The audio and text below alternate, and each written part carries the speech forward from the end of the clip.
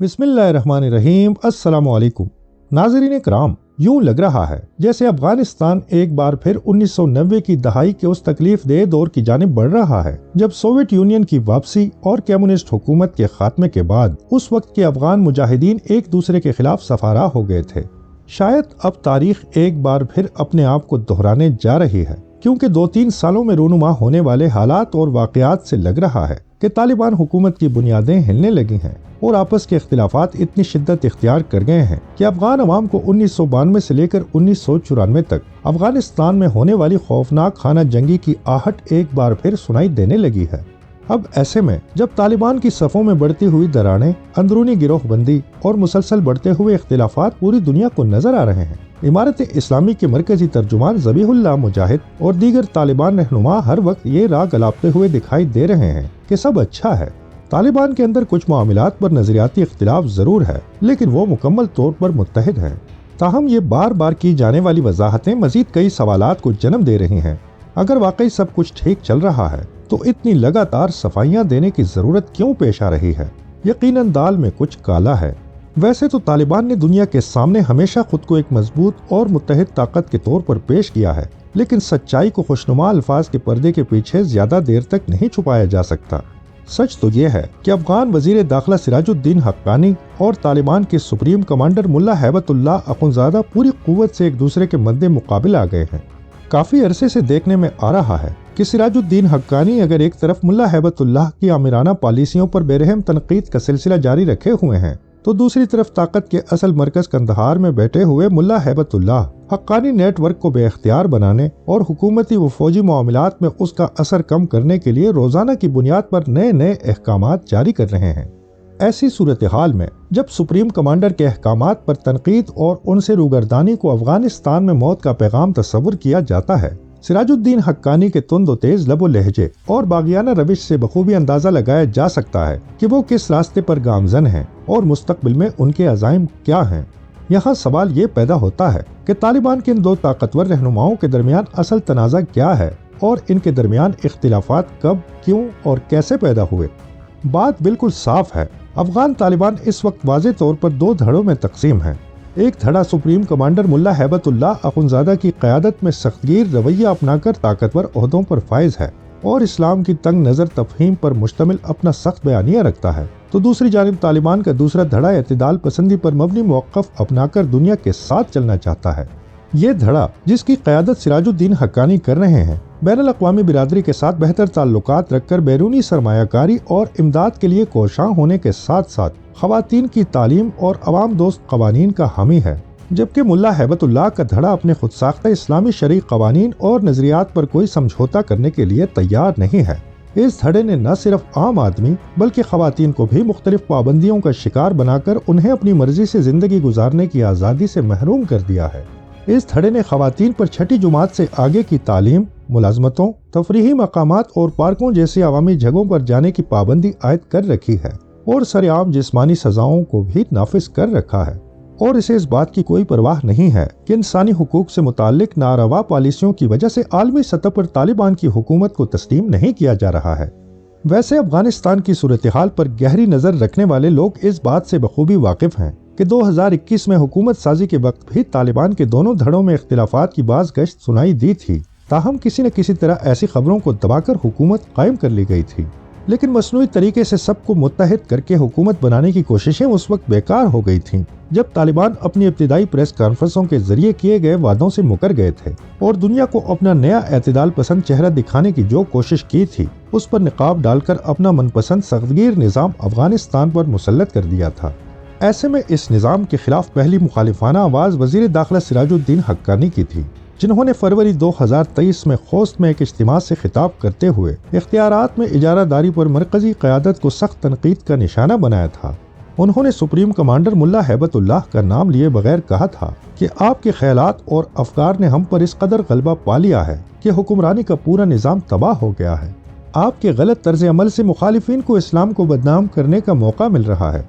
और अवाम और हुकूमत के दरमियान खलीज बढ़ती जा रही है। इस सख्त तनकीद पर तालिबान के मरकजी तर्जुमान ज़बीहुल्लाह मुजाहिद ने भी नाम लिए बगैर सिराजुद्दीन हक्कानी को मुखातिब करके कहा था कि इस्लामी अक़दार हमें पाबंद करती हैं کہ ہم عوامی اجتماعات میں کسی وزیر، حکومتی افسر یا اپنے امیر پر تنقید کر کے انہیں بدنام نہ کریں، جبکہ طالبان حکومت کے نائب وزیر انصاف عبدالغنی فائق نے 2 قدم آگے بڑھ کر سراج الدین حقانی کو خبردار کیا تھا کہ وہ اس عمل سے باز رہیں۔ یہ تو آغاز تھا، اس کے بعد ایک اور واقعہ رونما ہوا۔ دسمبر 2024 میں کابل میں منعقدہ مذہبی طلباء کی تقسیم اسناد کی ایک تقریب میں افغان وزیر تعلیم ندا محمد ندیم نے، جو ملا ہیبت اللہ کے انتہائی قریبی سمجھے جاتے ہیں، طالبان کے مخالفین کو آڑے ہاتھوں لیا اور ایسے لوگوں کو خدا اور اسلامی نظام کے دشمن، مرتد اور دین کو پامال کرنے والے قرار دیا۔ اس آگ برساتی ہوئی تقریر کے جواب میں سراج الدین حقانی نے اپنے خطاب میں ندا محمد ندیم کو جواب دیتے ہوئے کہا تھا کہ یہ بالکل مناسب نہیں کہ ہم لوگوں کے سامنے سخت الفاظ استعمال کریں۔ سراج الدین حقانی کا کہنا تھا کہ ہمیں خود کو مذہب کا ٹھیکیدار نہیں سمجھنا چاہیے۔ انہوں نے برملا کہا تھا کہ عوام پر اپنی ہر سوچ زبردستی مسلط کرنے کی روش نے حالات کو اس نہج پر پہنچا دیا ہے جہاں طالبان کے پاس لوگوں کے کسی سوال کا جواب نہیں، اور اس کی وجہ ہمارے کچھ رہنماؤں کی مذہب پر اجارہ داری ہے۔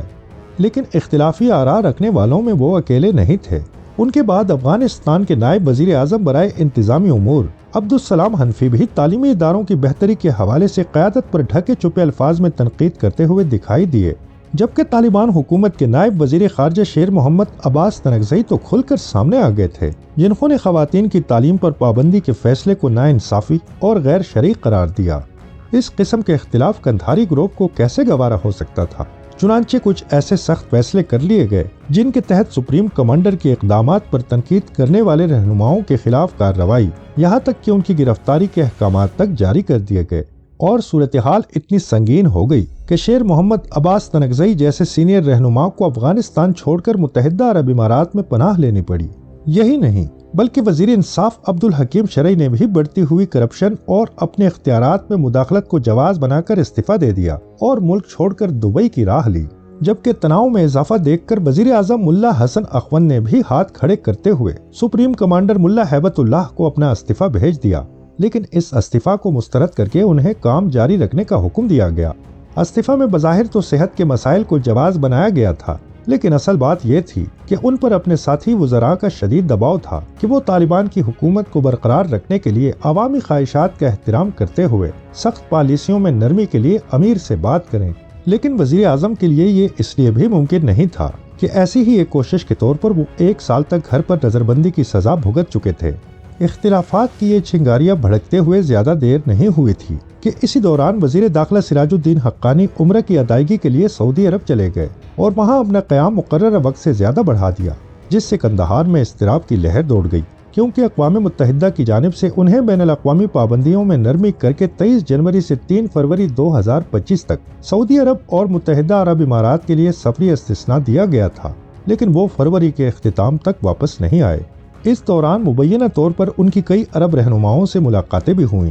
قندھاری گروپ کو عرب حکمرانوں کے ساتھ سراج الدین حقانی کی ملاقاتوں پر تشویش اس لیے بھی ہوئی کہ ان کی اعتدال پسندی کی وجہ سے وہ سعودی عرب اور متحدہ عرب امارات سمیت قطر میں زیادہ مقبول ہیں، اور مستقبل کے منظرنامے میں عربوں کی حمایت سے وہ کوئی بڑا کردار ادا کر سکتے ہیں۔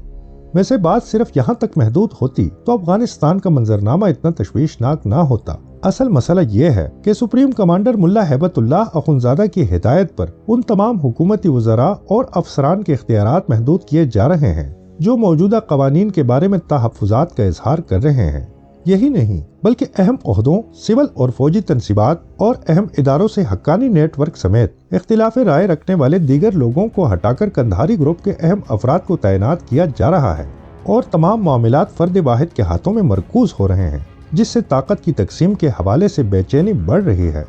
حال ہی میں دارالحکومت کابل میں 90,000 سے زائد کیمروں کی تنصیب کو بھی مشکوک نظروں سے دیکھا جا رہا ہے، جن کا مقصد سیکیورٹی صورتحال کو کنٹرول کرنا بتایا جا رہا ہے، لیکن نگرانی کے اس جدید نظام نے کابل کے 60 لاکھ شہریوں سمیت ان لوگوں کی نقل و حرکت کو بھی نظر میں لے لیا ہے جن کا تعلق کسی نہ کسی حوالے سے حقانی نیٹ ورک سے جا ملتا ہے۔ یہ بھی کہا جا رہا ہے کہ سراج الدین حقانی اپنے چچا خلیل الرحمان حقانی، جو طالبان کابینہ میں وزیر برائے پناہ گزین تھے، کہ داعش کے ہاتھوں خودکش حملے میں شہادت کو بھی مشکوک سمجھتے ہیں اور اپنے طور پر تحقیقات کر رہے ہیں تاکہ اصل کرداروں تک پہنچا جا سکے۔ لیکن ان تحقیقات کا نتیجہ جو بھی نکلے، یہ بات واضح ہے کہ حقانی نیٹ ورک المعروف کابل گروپ اور ملا ہیبت اللہ کی قیادت میں افغانستان پر صرف اپنی گرفت مضبوط رکھنے کے لیے کوشاں کندھاری گروپ میں فاصلے خطرناک حد تک بڑھ چکے ہیں اور اس بات کا خدشہ موجود ہے کہ یہ کسی بھی وقت عسکری طور پر مد مقابل آ سکتے ہیں۔ طاقت کے لحاظ سے دیکھا جائے تو دونوں ہی گروپ کافی مضبوط ہیں۔ دونوں ہی گروپوں کے لوگ بڑی تعداد میں فوج، پولیس، سیکیورٹی کے اہم اداروں، وزارت دفاع اور وزارت داخلہ میں موجود ہیں اور ان سے تعلق رکھنے والے ایسے افراد کی تعداد بھی ہزاروں میں ہے جو حکومتی فورسز میں شامل نہ ہونے کے باوجود امریکہ اور افغان نیشنل آرمی کے چھوڑے ہوئے ہتھیاروں سے مسلح ہیں۔ اب ایسے وقت میں جب داعش خراسان کی صورت میں افغانستان میں ایک خوفناک فتنہ موجود ہے اور طالبان مخالف قومی مزاحمتی محاذ احمد مسعود کی قیادت میں اپنی طاقت بڑھانے کی کوششیں کر رہا ہے، جبکہ پاکستان کے ساتھ بھی سرحدوں پر جنگ جیسے حالات ہیں، یہ صورتحال کسی بھی لحاظ سے اطمینان بخش نہیں ہے۔ اور اس صورت میں تو حالات اور بھی تشویشناک نظر آتے ہیں جب طالبان کے دونوں دھڑوں کے بارے میں یہ افواہیں پھیل رہی ہیں کہ وہ اپنے وفادار افراد کو جمع کر کے منظم کر رہے ہیں تاکہ بوقت ضرورت انہیں استعمال کیا جا سکے۔ اب ایک طرف یہ حالات ہیں اور دوسری طرف معاشی مشکلات ہیں جنہوں نے افغان طالبان کی حکومت اور عوام کو گھیرے میں لے رکھا ہے۔ لاکھوں افغان باشندے غربت، بے روزگاری، مہنگائی اور خوراک کی قلت کا شکار ہیں۔ تعلیم اور صحت کے شعبے زوال پذیر اور بیرونی امداد اور سرمایہ کاری نہ ہونے کے برابر ہے۔ افغان عوام کو معاشی مشکلات سے زیادہ اب اس بات کی فکر لاحق ہے کہ طالبان کے درمیان اختلافات کی خلیج مزید گہری نہ ہو، کیونکہ طالبان کے دونوں دھڑوں کے اختلافات ایک سنگین تنازع کی شکل اختیار کر کے ملک کو ایک بار پھر 1990 کی دہائی کی خانہ جنگی کی طرف دھکیل سکتے ہیں۔ ویسے بھی افغانستان کی تاریخ بتاتی ہے کہ یہاں کوئی بھی طاقت زیادہ دیر تک یکجہتی کے ساتھ حکومت نہیں کر سکتی، اور اس امکان کو بھی نظر انداز نہیں کیا جا سکتا کہ ایران، پاکستان یا کسی بڑی طاقت نے طالبان کے اختلافات سے فائدہ اٹھا کر کسی مخصوص دھڑے کی حمایت کی تو افغانستان ایک بار پھر کسی نئی پراکسی جنگ کا اکھاڑا بن سکتا ہے، جو کوئی نیک شگون نہیں ہے اور اس کے اثرات پورے خطے کے لیے تباہ کن ثابت ہوں گے۔ ویسے افغانستان پر اس وقت آمرانہ سوچ رکھنے والے سخت گیر اور اعتدال پسند رہنماؤں کے درمیان جس قسم کا تناؤ موجود ہے، اس کے بعد خود افغانستان کے مختلف مکاتب فکر سے تعلق رکھنے والے حلقوں کی جانب سے کہا جا رہا ہے کہ اب سوال یہ نہیں ہے کہ کیا خانہ جنگی ہوگی، بلکہ یہ ہے کہ کب ہوگی۔